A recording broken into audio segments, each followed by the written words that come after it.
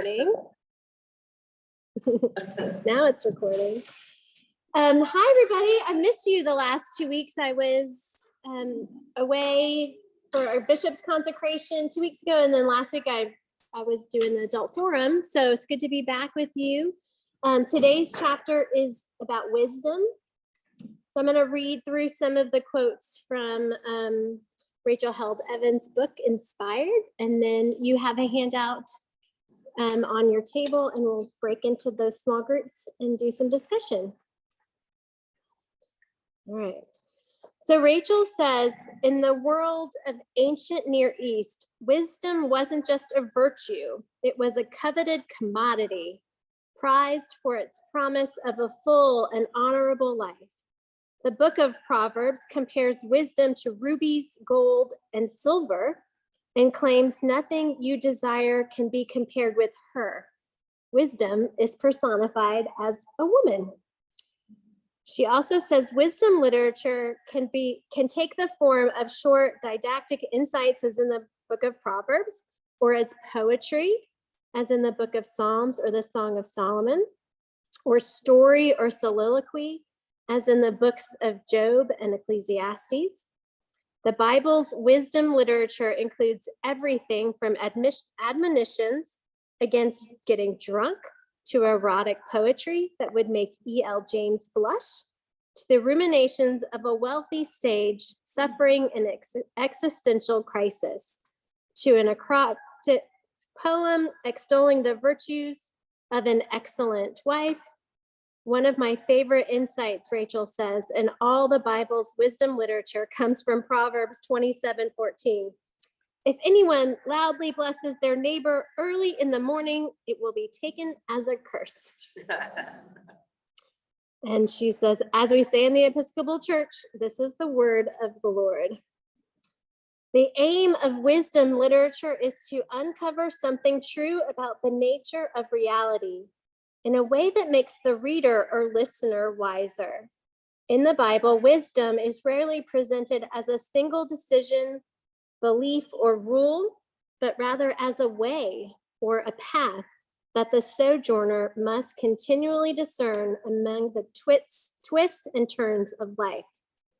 Wisdom, it seems, is situational. It isn't just about knowing what to say, it's about knowing when to say it. And it's not just about knowing what is true, it's about knowing when it's true. You reap what you sow, except when you don't. When God gave us the Bible, God did not give us an internally consistent book of answers. God gave us an inspired library of diverse writings, rooted in a variety of contexts that have stood the test of time, precisely because together they avoid simplistic solutions to complex problems. It's almost as though God trusts us to approach them with wisdom, to use discernment as we read and interpret, and to remain open to other points of view. It's not exactly how we've lived it out, but that may be what God's intent was. Rachel says, the Bible of her youth was set up to fail. Many of its institutions taught me to expect something from the Bible that the Bible was never intended to deliver, namely, an internally consistent and self-evident worldview that provides clear, universal answers to all of life's questions, from whether climate change is real, to why God allows suffering in the world, and how to keep a marriage together and raise obedient kids. The Bible, I learned, served as a kind of owner's manual for life. Basic instructions before leaving Earth, Bible. It came without flaws or contradictions and could be trusted to speak clearly and decisively on any political or social issue that came up for debate. But the truth is, the Bible isn't an answer book. It's not even a book, really.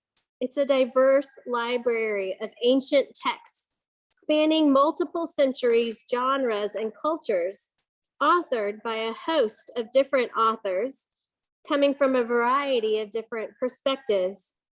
These texts, like others from antiquity, have undergone edits, revisions, copies, and translations through the years. No one has the originals. Before they were canonized, they circulated as a disparate collection of scrolls and codices. And before that, many were passed down as oral traditions. The scriptures Jesus knew and taught look nothing like the specialty Bibles we sell in our Christian bookstores, or even the giant leather-bound heirlooms we treasure in our churches. So that's a little bit about scripture and what it says about wisdom. And you've got some discussion questions on here. I really liked what she said in the chapter about Job. And so I know some of who's in the women's Bible study right now doing the book of Job, a couple of you. Hopefully you're a little familiar with that. And she talks about it in the chapter. So I think we're all good. I guess I'll join. I'm gonna maybe pop around to each of your tables if I have time, and hope you have a great discussion. Any questions before we break up? Comments? All right, go for it.